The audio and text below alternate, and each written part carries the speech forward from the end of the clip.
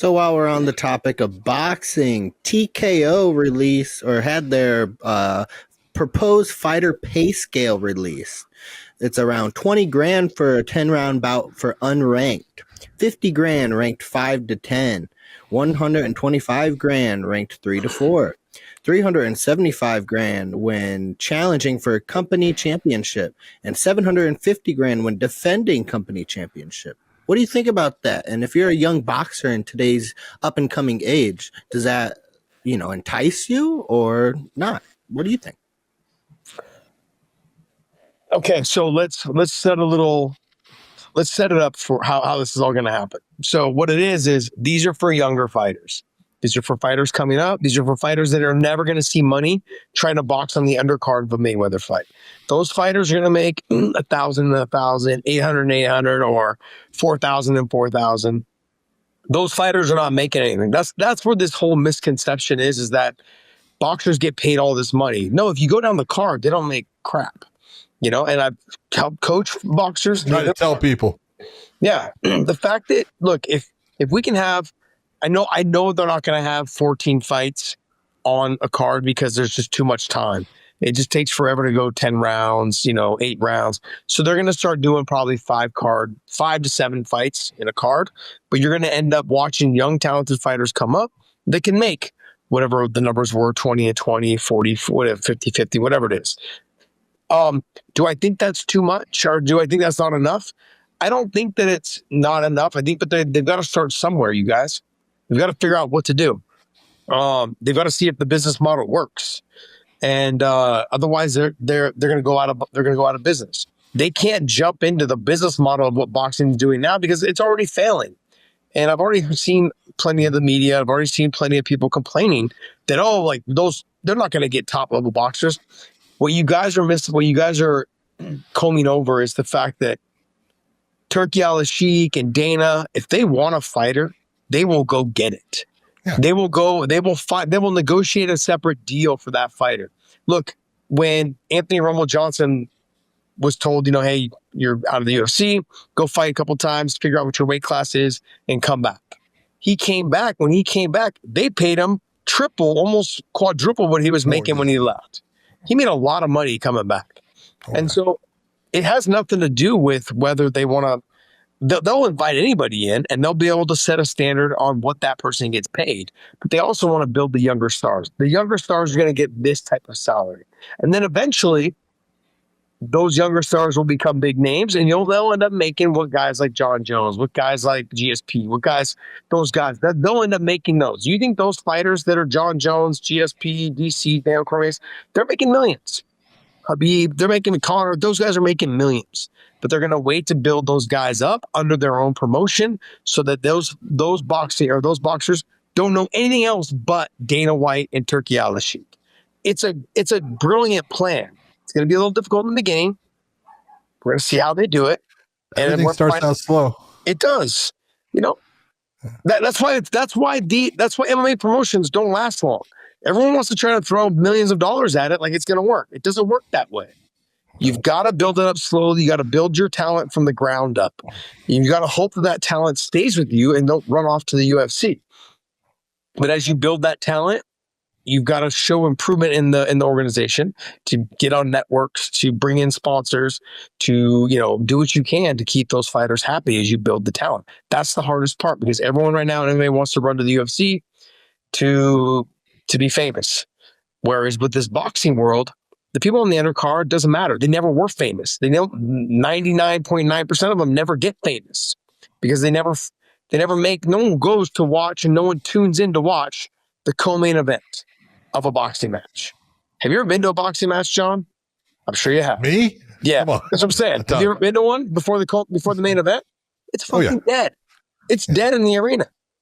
Everyone shows up on round 1 of the main event. They're all trying to cram themselves in round 1 or round 2. Most of them missed the fights. Back in the Tyson days, they were missing the fight because they showed up too late. You got to figure out, I used to referee boxing, especially in the state of California. And it was like, I had a ton of people say, you do boxing? I said, yeah, if you come to all the goddamn fights that are in the prelims, I'm doing those. Yeah. People, I didn't know you did boxing. Yeah. So Yeah, no, you don't get a whole lot of people in the audience. No, there's no one there. And so, I mean, am I right, John, or am I wrong? Like, they're going to have to build this business model up. I think they're going to build young stars with this kind of money. It's absolutely a good plan. Don't start out trying to spend a lot of money on getting a specific names that you're just going to be blowing through money to give them fights that you know they're going to win, and it's not going to do anything for your company. I need to build a brand, and I need to build the fighters up from being young fighters into fighters that people are wanting to see the next time. And whenever, you know, people are looking right now and they're looking at, you know, the WBC, this TKO, they don't care about any of that stuff. This is their champion. They're starting their own basic, you know, you got to look into a sanctioning body is what the WBC or WBA is. And they have, you know, a lot of things that people don't even realize that they do as far as, you know, to be the WBC champion. For you to defend your belt, you owe the WBC a sanctioning fee of $200,000 out of your purse. $200,000. Okay, that's coming out of that fighter's purse. Okay, so, you know, you look and you go, there's so much behind the scene. People go, well, what about the Ali Act and stuff? And you go, look, the Ali Act is not what most people think. It can help in certain ways with some of the top fighters, but as far as the lower level fighters, it doesn't do anything for them. And it's also, you're going to look and say, TKO, really? They don't have to worry about the Ali Act. It all depends on where they decide to do their fights. But the Ali Act is a North American thing. Yep. This is from the States. And so if you're working with a state athletic commission here in the States, yes, in boxing, you've got to follow the Ali Act. But the TKO is set up where they set up, Riyadh. That's what they're out of. And so they can do things the way they want. And they're going to do things very similar to what the UFC has done. They're going to use that model. That model was taken basically, you know, from other things. But, you know, the one thing I will say is, you know, we did that. Remember our whole prediction thing that happened? We did the show with predictions as far as, you know, give me 5 different predictions. Mm-hmm. One of my predictions was Dana White was going to step away from the UFC as far as his duties and things for a little bit for TKO. He's already talking about it. Yeah. Yep. Look, there's things he has to. Yeah. He has to. He's got to put his time and effort into making that work. Yeah, because like you said, when the UFC was trying to launch, Dana was the one going to Blockbuster and putting DVDs in front of the people's faces. He was putting them in the front instead of behind videos. Absolutely. And DVD. So he was there doing all the simple things, hard work. Those are simple things. And speaking of simple things, let me tell you things that are going to help this work that don't cost any money. That actually probably saves them money in terms of the boxing world. What do people hate about boxing? They hate the fucking pace of the fights when you're tuning in. I'm sorry. Those are things that don't cost any money and actually save you money. Why am I waiting until like 9 o'clock for the fight to start? No. When the fights are done, I roll 1 advertisement or 2 advertisements and I start the next fight. On to the next. The pace of the fights gets people to not want to watch boxing or to only want to watch the main event. If you change that, you're going to end up having what you have now with the UFC. Secondly, to go back to Dana, what I think he's going to be doing right now is what he'll be doing now is the groundwork. And he's going to be laying the groundwork in terms of talking to all the commissions and saying, hey, I know we're going to be boxing. We are going to be in the States, but we have something here that has been proven to work. I've got how the UFC was made. I've got how successful the UFC is. And our fighters, when you compare the money that they make in groups, they are making a living wage doing what they love. We're going to follow the same format and we're going to end up employing all these people. I think they're going to be able to work a deal with a lot of these commissions. Some of them like New York, some other ones are going to probably push back a little bit. But I think they're going to eventually end up sidestepping the Ali Act. I think they're going to, or they're going to get it changed. Yes. And right now, I think they have a good chance of doing that. Yeah, Dana wouldn't be in on this if there wasn't a way for the Ali Act to be changed. She'd be like, okay, look, we're jumping to too many hurdles. Donald Trump's the president right now. We're going to try to make as much money as we possibly can. Like, let's try and get that's just, there's been conversations. How can we get around this Ali Act? I've got a business model that's proven to work. I've got a business model that shows that I can provide a living wage to these fighters. I'm going to pay them more than the undercards are making on boxing now. And we're going to have 7 to 10 fights or 7 to 8 fights of boxing that's going to pay these fighters 20 and 20 or whatever it is, 50, 125, 375, and 750. Like, it makes, like, I understand.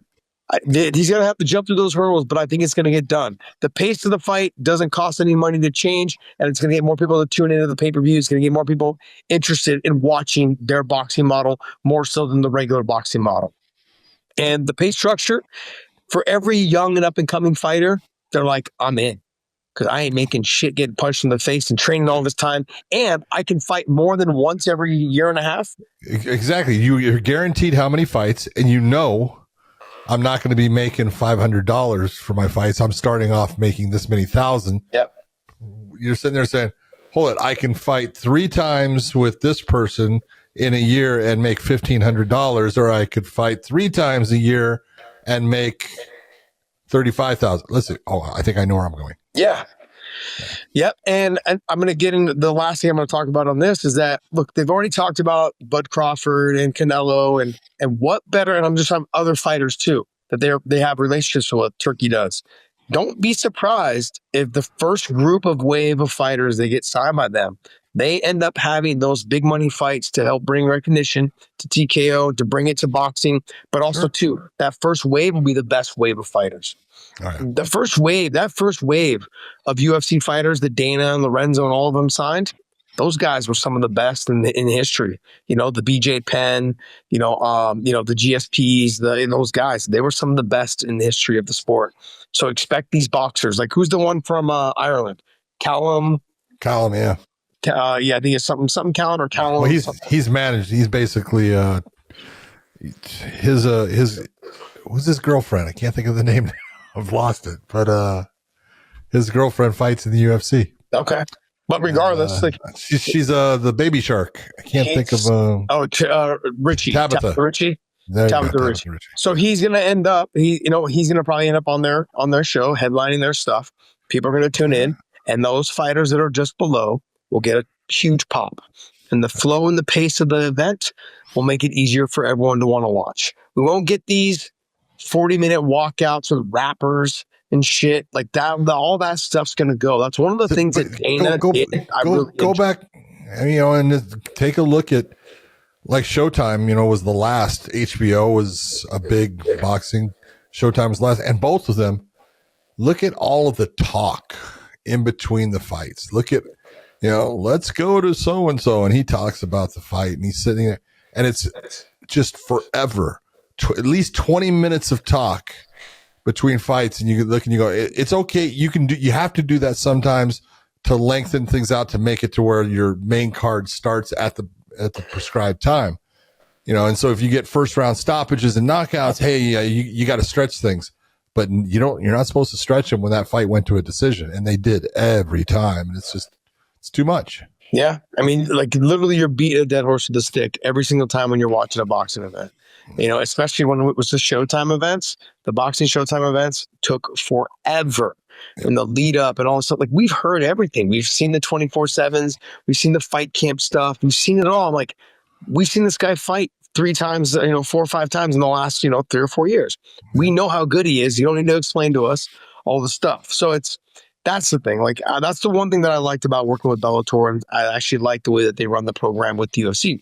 The pace of the show runs fast. You're not just in the back doing a fighter interview. That, Megan O'Leary, she's doing it while the fighter's walking. So not only are you listening to her, they're walking right by her. I love that. They're walking right past her. Man. That is great because it keeps the pace of the show going. It keeps the fans interacting with it. It makes it better. Like, you don't want to get up to go get a drink. You're like, hey, it's fight's happening now. Like, this whole thing can happen so fast. The longest thing about a UFC fucking introduction is fucking Bruce Buffer. Oh God, yes. But you gotta love it because the fighters are into it. So I love that too. But you know what I mean? Like, his intros are they're awesome. But it's like, that's probably the longest part of the UFC. Huh?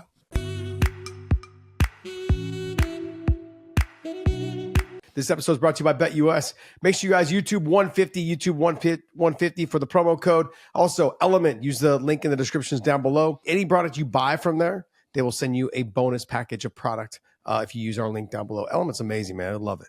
And I want to say thank you, man. Thank you guys so much for continuing to support us.